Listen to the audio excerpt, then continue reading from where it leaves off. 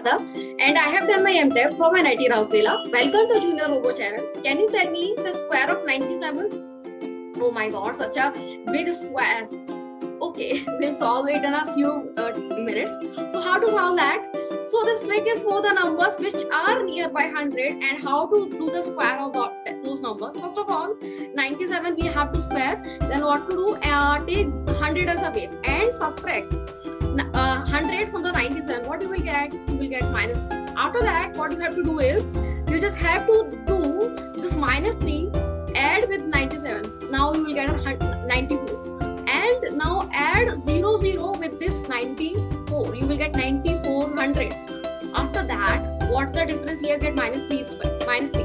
Add the square of this one minus 3 square to this one. Then what you will get? 9409. Here we are. We have got in few seconds.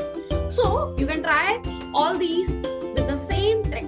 Okay, and you will get the answer in few seconds. So great.